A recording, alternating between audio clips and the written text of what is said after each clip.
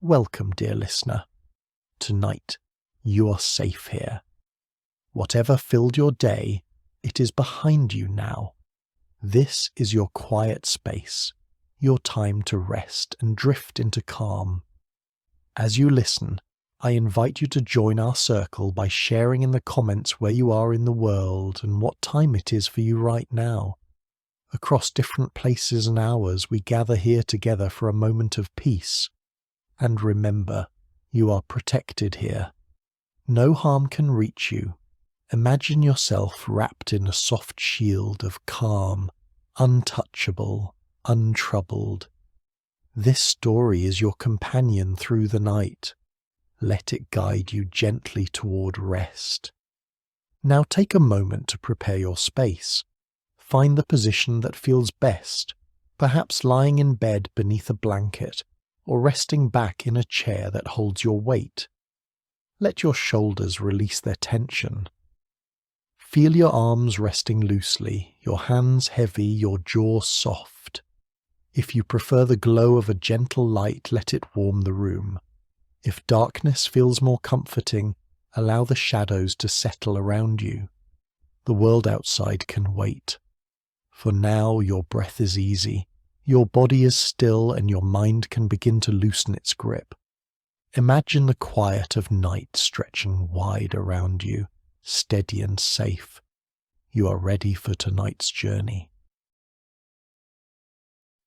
In the heart of old Kraków, where narrow streets wound between stone buildings and the towers of churches reached into the sky, there once lived a man who was known for his strange pursuits. His name was Pan Twardowski. To the townspeople he was an alchemist, a scholar of hidden things. His workshop smelled of herbs and smoke, and its shelves were lined with glass jars filled with powders, roots, and metals that glimmered faintly in the candlelight. Some whispered that he was merely eccentric, a man too curious for his own good. Others claimed he had already stepped far beyond the path of ordinary science, daring to touch mysteries that should remain untouched. Children, peering through the shutters at night, swore they saw sparks of unnatural light flash within his rooms and shadows move as though alive. Twardowski himself was a man of great ambition. Books alone did not satisfy him. He longed for secrets deeper than the human mind could reach, for knowledge of the stars and the forces that stirred the world unseen. He'd studied every treatise he could find, every scroll carried from distant lands, yet still his hunger grew. He dreamed not only of understanding, but of power, the kind of power that might bend fate itself. In the silence of his workshop, as the candles burned low, he spoke words from forbidden texts, words that carried the weight of ancient echoes. At first, nothing happened, but as nights passed, the air seemed to grow heavier, the shadows deeper, until one evening, the flame of his lamp flickered, though there was no breeze. Twardowski smiled. He knew then that someone, or something, was listening. So began the path that would lead him far from the safety of ordinary men. He prepared carefully, inscribing circles on the floor with chalk, mixing powders that hissed when touched by flame. He drew signs upon parchment that glowed faintly as if alive. Each night he went further, calling into the darkness, daring the unknown to answer, and answer it did. On a night when the moon hung thin above the rooftops, a presence filled his chamber. The candles bent their flames low, the glass jars rattled softly, and from the darkest corner of the room a figure emerged, not solid, not smoke, but something between. Its voice, when it spoke, was neither loud nor soft, but filled the air like the toll of a bell. Twardowski, it said, as if it had always known his name. You have called. I am here. The man's heart raced. but his lips curled into a smile, for Pan Twardowski had finally found the answer he sought. The devil had come to listen. The figure in the corner grew clearer as the firelight flickered, shaping itself into a form tall and shadowed, draped in darkness that shifted like smoke. Its face was not fully seen, yet its presence filled every corner of the chamber. The air grew colder, though no wind touched the room. Twardowski stood firm within the circle he had drawn, his hand steady despite the tremor that stirred in his chest. For this was what he had sought, proof that the secrets whispered in forbidden texts were true. The figure's eyes, glowing faintly like embers buried in ash, fixed upon him. "You call into the night," it said, "seeking what mortals should not seek. Tell me, Twardowski, what do you desire?" The alchemist's lips curled into a smile. His voice was calm, though it carried the weight of ambition. "Knowledge," he answered first. "Power. Mastery over the forces that bind the stars and move the earth. I wish to learn what no man has learned, to see what no eyes have seen. And," he added after a pause, "I wish for life long enough to enjoy it." The figure let out a sound, perhaps laughter, though it was deep and hollow, like rocks tumbling in a cavern. "A bold wish," it said, "and boldness is costly. What would you give in return?" Twardowski did not hesitate. He had prepared for this moment, turning it over in his mind through many sleepless nights. "My soul," he said, "but not easily taken. I will bind it with conditions. I will give it only if you catch me in Rome, the holy city, at prayer.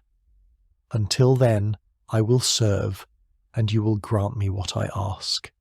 The figure leaned forward, its shadow stretching long across the floor. The candles guttered, their flames shrinking to pinpricks as though holding their breath.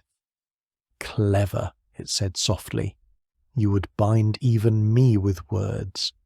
Very well, Twardowski.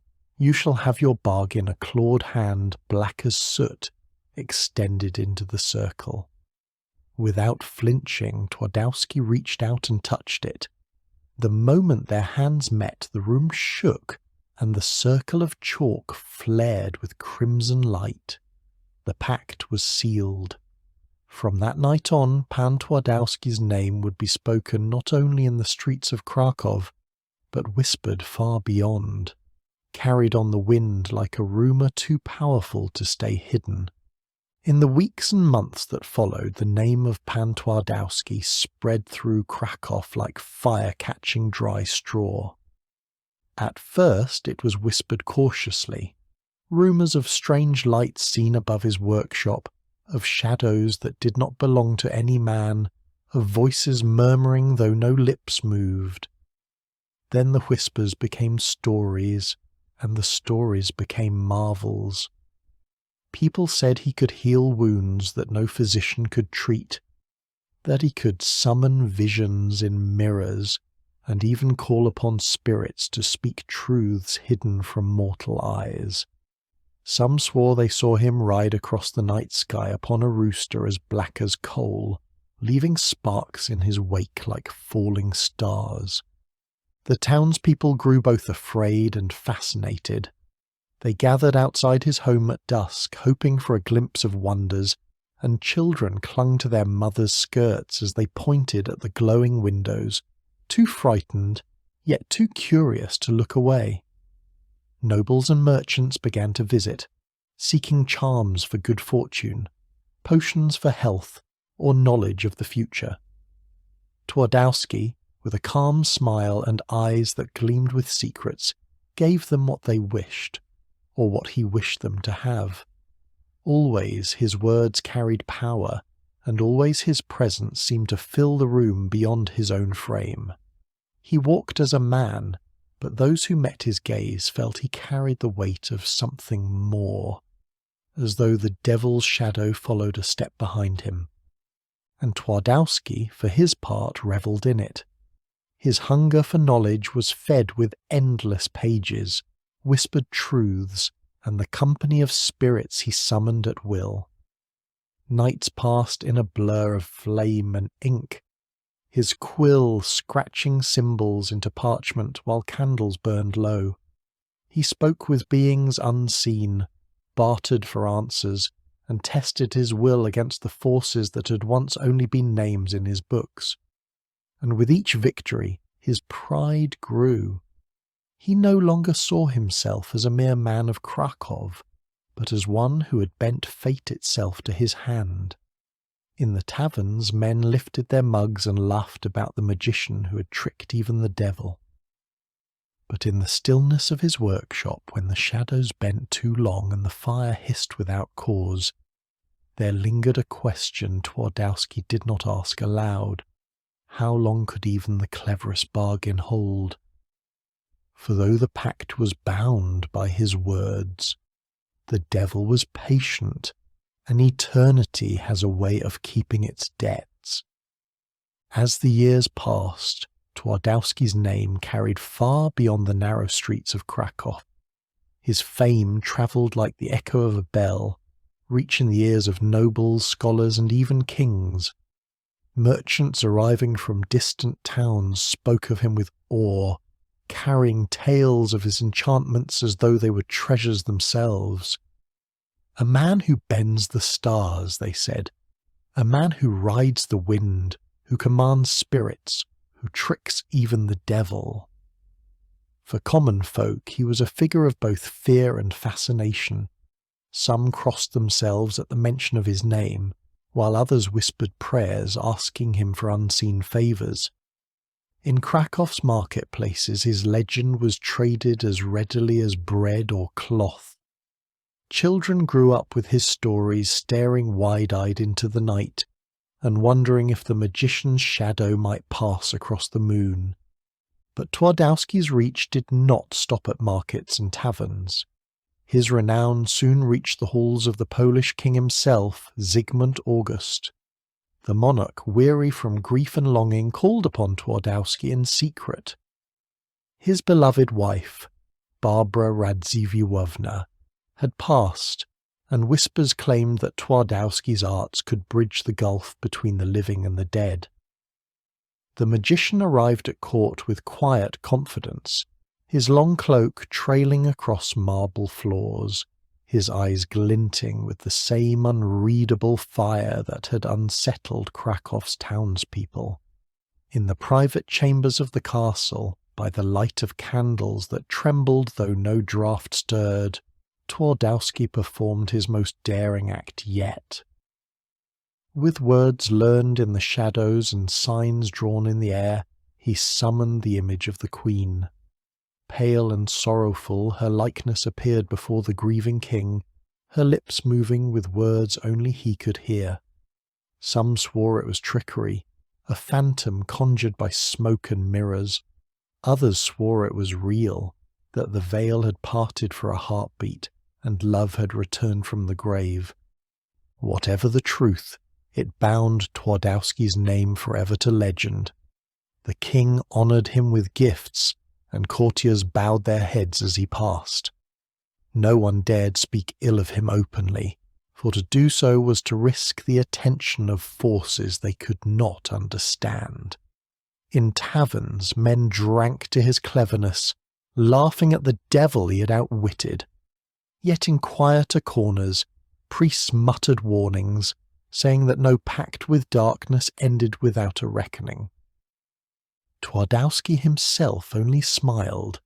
He walked the royal halls with the same calm step as in his workshop, but within his chest burned a pride that had grown fierce and blinding. He believed himself untouchable, a man who had made even hell obey his words. And yet, on certain nights when the city lay silent and the stars watched coldly from above, he would feel a shadow brush against his thoughts, a reminder that the devil's patience was endless, and bargains written in fire were never forgotten. For a long time it seemed as though Pan Twardowski's clever words had truly bested the devil. He walked the streets of Kraków with an easy smile, his cloak sweeping over cobblestones, and people bowed their heads or whispered prayers as he passed. He had wealth, knowledge, and the ear of the king. His magic was whispered in markets and echoed in ballads sung by wandering minstrels. To all the world he appeared untouchable, as though he had built a fortress of words so strong that even hell itself could not breach it. Yet in the stillness of the night, when the last candle flickered low and silence lay heavy on the city, Twardowski sometimes wondered if he had spoken too boldly. He had bound the devil with the trick of language, yes, but had he truly escaped? Or had he merely delayed the moment when the price would come due? The answer revealed itself not with thunder, but with a simple twist of fate. One autumn evening, weary from travel and restless thoughts, Twardowski entered a roadside inn. Its sign swung gently in the wind, creaking above the door. Painted in faded letters, it bore a name that seemed almost a jest: Zim, Rome. The holy city in miniature, marked not by marble towers but by rough wooden walls and the smell of smoke and beer. Twardowski laughed softly when he saw it, amused by the coincidence. Surely, he thought, the devil would not be so literal.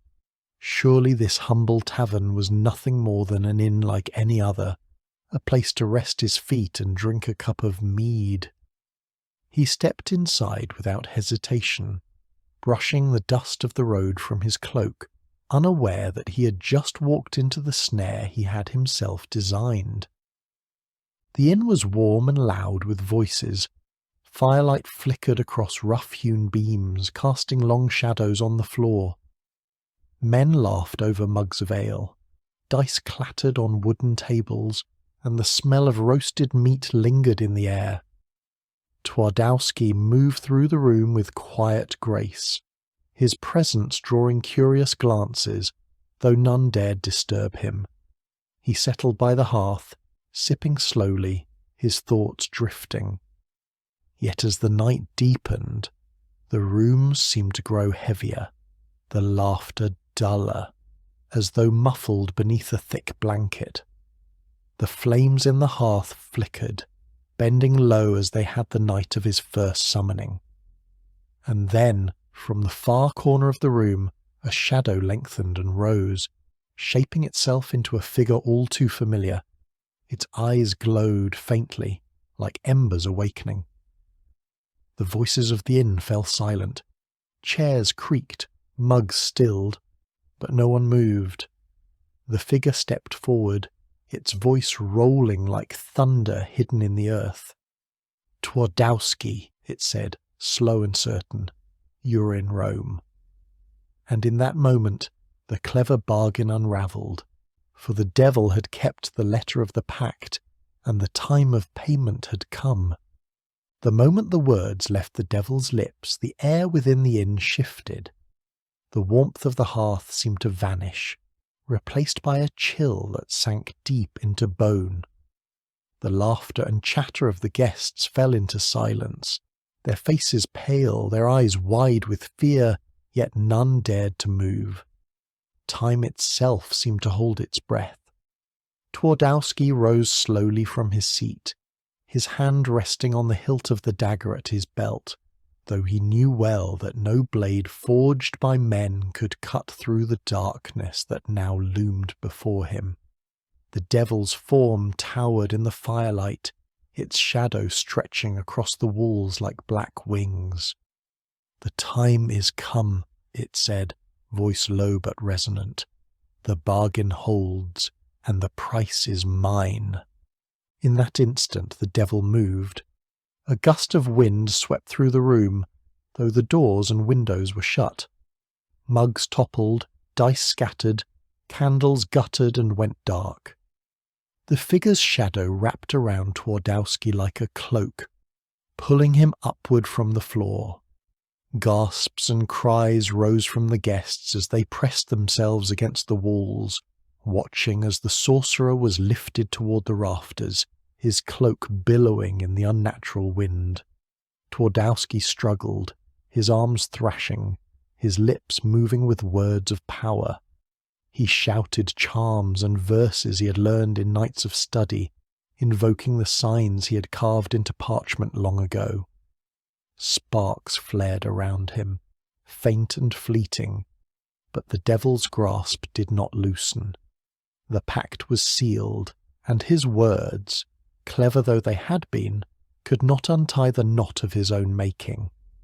Carried higher, his head brushed the beams of the ceiling before the roof itself seemed to vanish, dissolving into a whirl of stars and night sky.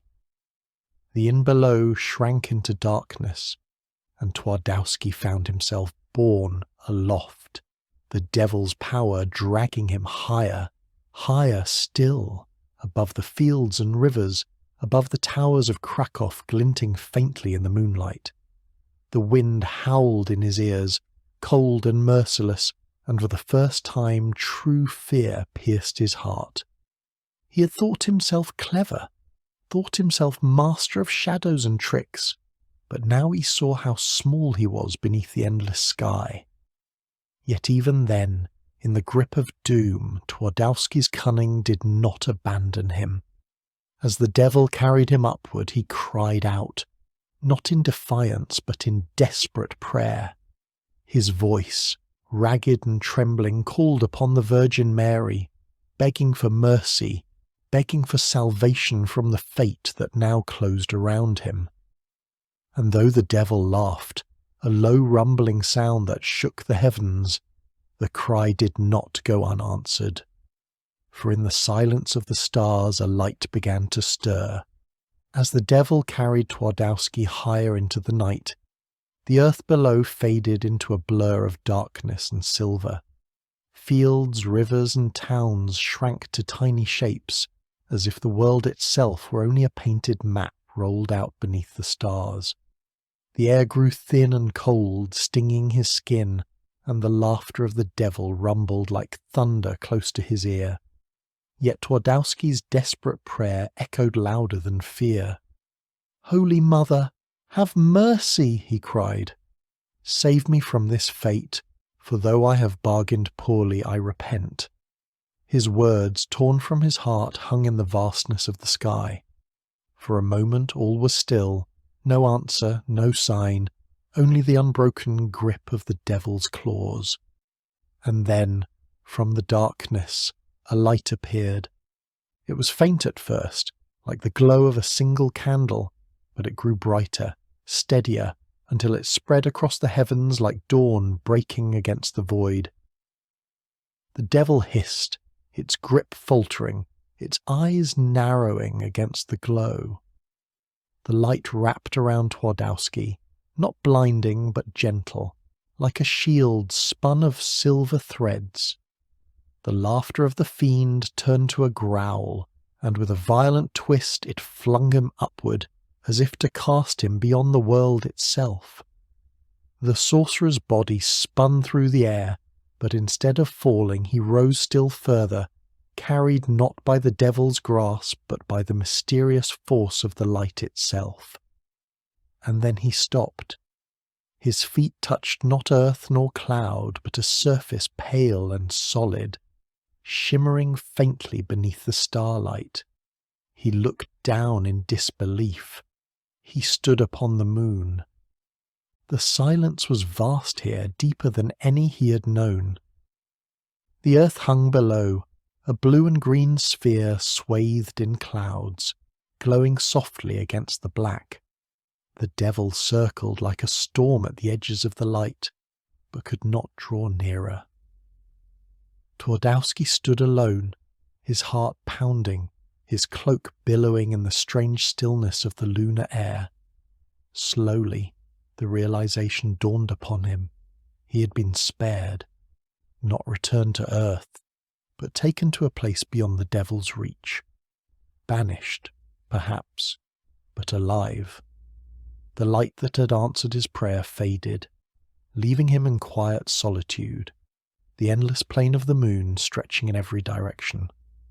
He lifted his eyes to the stars, their cold brilliance endless, and for the first time in many years pride fell away from him.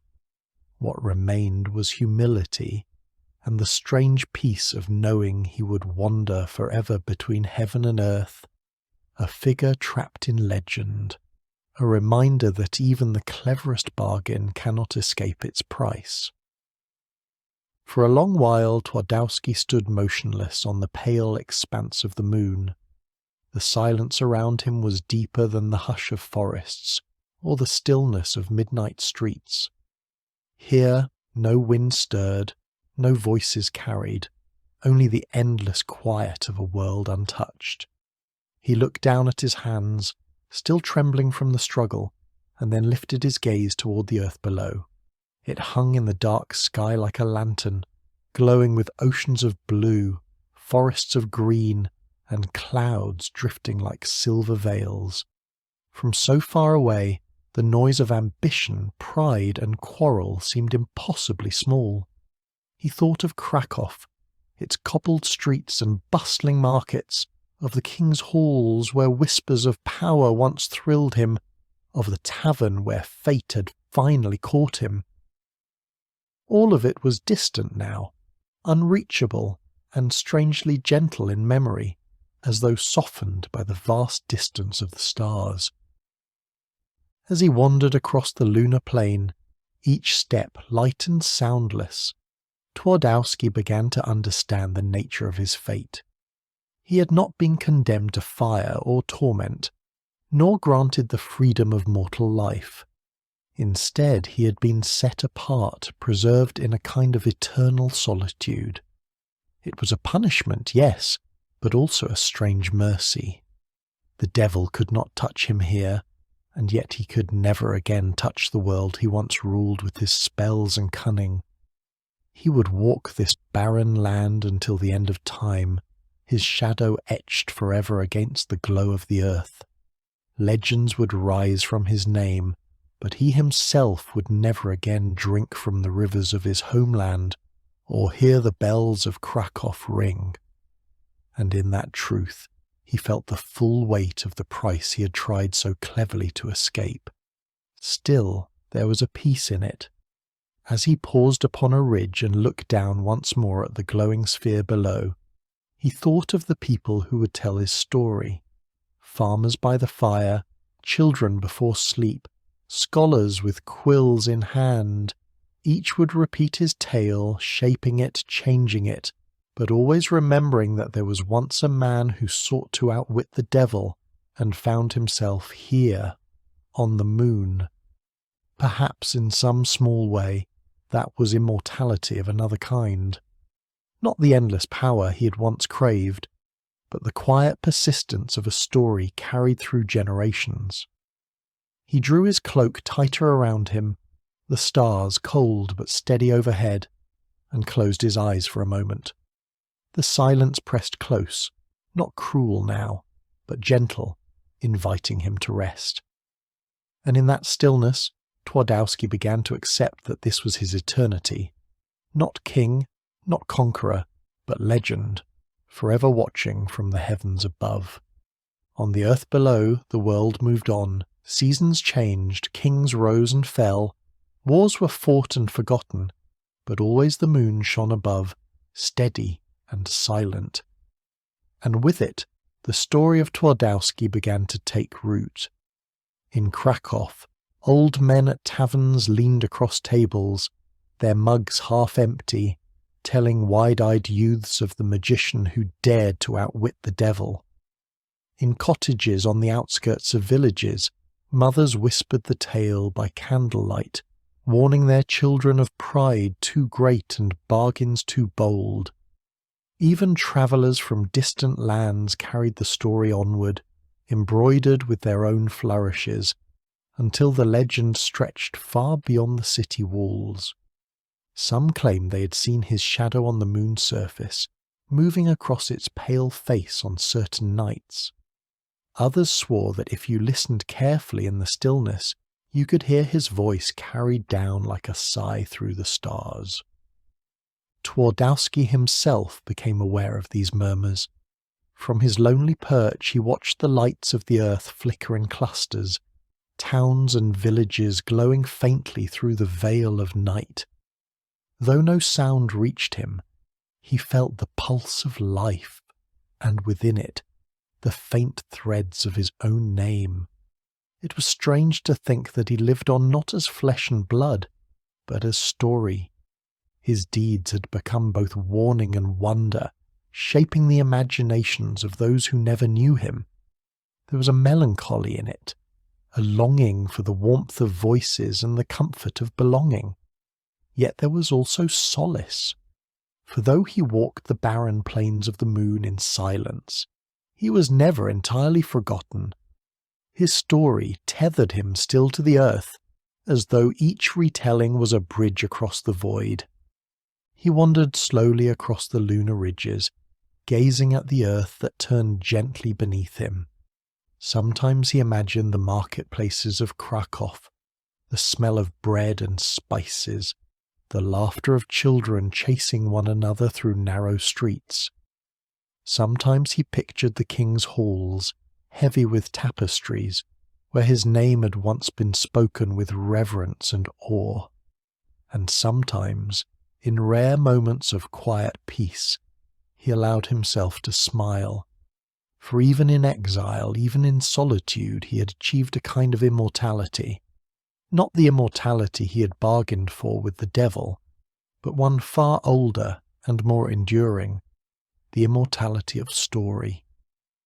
And as he rested on the cold silver stone, cloaked in shadow and starlight, he knew that long after his steps faded into dust, his legend would walk forever in the hearts of those below. As generations passed, the story of Twardowski became part of the very fabric of Polish nights. On evenings when the moon hung low and bright above the rooftops, children would point to its pale face and ask, "Is that where Pan Twardowski walks?" Parents would nod, smiling softly, and tell them how the magician once tried to cheat the devil, only to find himself forever between heaven and earth. Around hearths and campfires the tale was retold in countless ways. Some said he wandered the moon's fields in sorrow, waiting for forgiveness. Others claimed he still practiced his arts among the stars, watching over the earth with secret knowledge. And still others whispered that his shadow moved faintly across the moon, proof that even legends could leave footprints in the sky. Twardowski, standing in his solitude, felt these stories reach him like distant echoes. Though no sound crossed the void, he sensed the voices that spoke his name, carrying him into the hearts of those who had never seen his face. His punishment had stripped him of his pride, his earthly pleasures, his grasp of power, yet it had given him something he had never sought, a legacy. He had become both warning and wonder, a tale to guide the reckless and inspire the curious. And as he looked upon the earth, its oceans shining, its forests dark and endless, its villages glowing like stars of their own, he felt a strange peace. Perhaps this, he thought, was the truest kind of immortality, not in ruling or in riches, but in being remembered. Slowly the night deepened and the stars shone colder above. Twardowski pulled his cloak close and sat upon a silver ridge, gazing down at the world that had once been his. He no longer fought against his fate. He accepted it, letting the silence of the moon wrap around him like a blanket. Far below, another child was hearing his story for the first time. Another voice was repeating his name, and in that endless chain of memory, he was alive still. The earth turned gently, the moon kept its quiet vigil, and Pan Twardowski rested, neither in triumph nor in despair, but in the eternal calm of legend. And so his tale became not only one of pride and punishment, but also of endurance, of how even the boldest man can find his place in the great stillness of time. The story of Pan Twardowski, whispered for centuries, finally comes to rest beneath the steady glow of the moon. His tale begins in ambition and pride, wins through shadows and bargains, and ends in stillness, far above the world he once sought to master. From Krakow's cobblestones to the king's halls, from the tavern named Rome to the silver plains of the moon, his footsteps trace a path that reminds us, even the cleverest trick cannot escape the weight of its price. And yet, though his fate was exile, his name endures not as a curse but as a story retold at firesides, in lullabies, and beneath the gaze of children pointing upward at the night sky. His punishment became his immortality. His solitude became his legend. As the centuries pass, the moon continues its quiet vigil. On some nights, when it shines brighter and clearer than ever, people say you can see him there still, cloaked in shadow, gazing down at the earth. Perhaps you will think of him the next time you lift your eyes to that pale lantern in the sky. Perhaps you will remember how even in loss there can be meaning, and in silence a kind of peace.